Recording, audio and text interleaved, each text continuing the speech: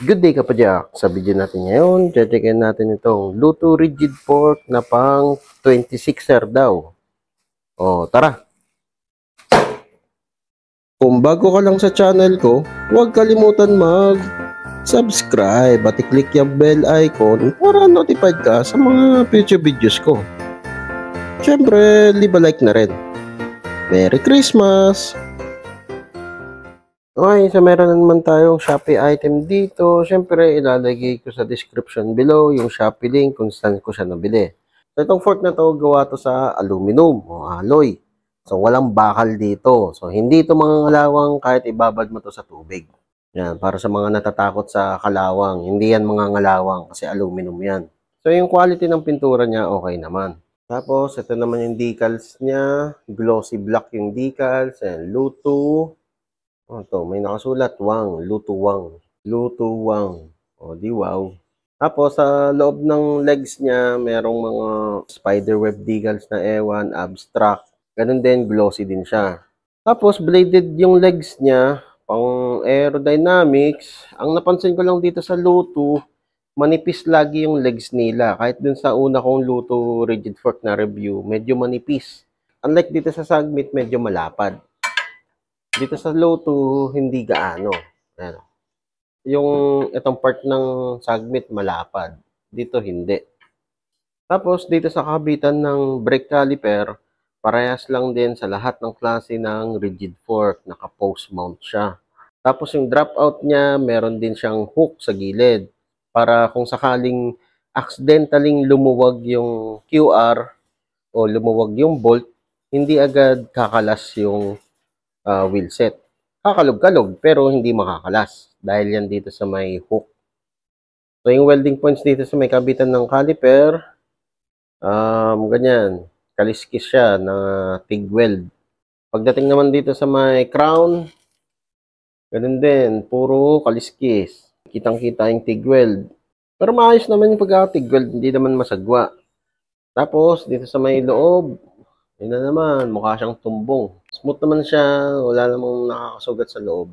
Tapos dito sa crown, meron din siyang butas para sa accessories. So itong butas na to guys, hindi yan para sa rim brake. Iba yung butas nun, mas malaki yun. Ayan. So pang fender lang to o kung anong accessory yung ilalagay mo. Tapos sa hub spacing naman niya, halos lahat ng MTB hubs kasya dito. Okay, so check naman natin yung haba ng legs. So, para ma-check yan, kunin mo lang yung pinakadulo nito, saka yung dulo ng dropout. 39 cm. Mula dito sa dulo na to, saka dito sa dulo ng dropout. 39 cm, convert sa mm, 390 mm. And then, yung haba naman ng steerer tube niya, 22.5 cm. Almost 9 inches. Na-check naman natin kung magkakasya nga ang 29er. So, 29er, ang gulong nito, 2.2 Bontrager. Yan, Bontrager XR2, 29 by 2.2. So, medyo malapad na gulong siya. Saka medyo nabi ng konti. Luto rigid port. Pasok natin and swap. Yan siya guys, meron pa siyang space dito. Okay. So, medyo naiintindihan ko na siya. So, itong fork na to, 26er talaga. Pero, suspension corrected. So, kung ilalagay mo to sa 29er na frame, medyo lowered ang datingan. Ito naman, cute na gulong. 26er, tapos, kabit natin tong Luto. So, ito yung suspension corrected niya. Malaki talaga yung spacing. So, ayan, 26er. Pero, itong gulong na to, kasi 1.50 na 26er. So, medyo malipis talaga. Pwede subukan natin. Palitan natin ng gulong. So, ang pinalit ko naman na gulong dito ay 1.95. So, ang spacing niya dito sa may crown, 4 na daliri. Ayan, 4 na daliri. So, kahit makapal pa ako dito, kahit 2.8 na 26er, kasya dito.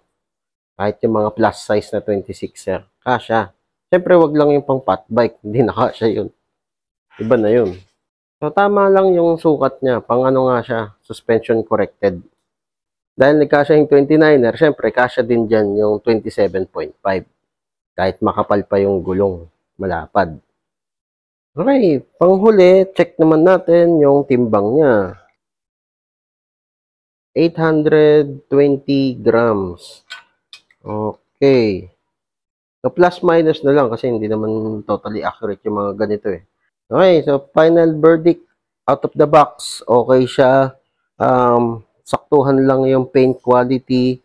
Maganda ang decals. Maganda din yung bigat niya. Sakto lang. Parehas din ng mga generic na rigid fork. Yung design niya, generic rigid fork lang.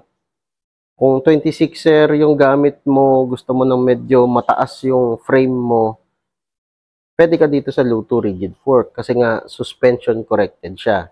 Kung gagamitin mo naman to sa 29er, keep in mind, pwedeng maging lowered yung 29er frame.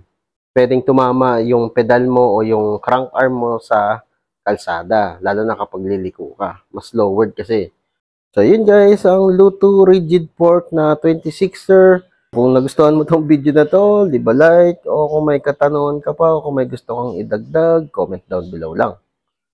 Okay, so yun lang. Mukhang uulan ah. Dilim mo. Padilim na naman. Mag-ingat sa mga magbabike to work. So yun lang. Ayos. Whee!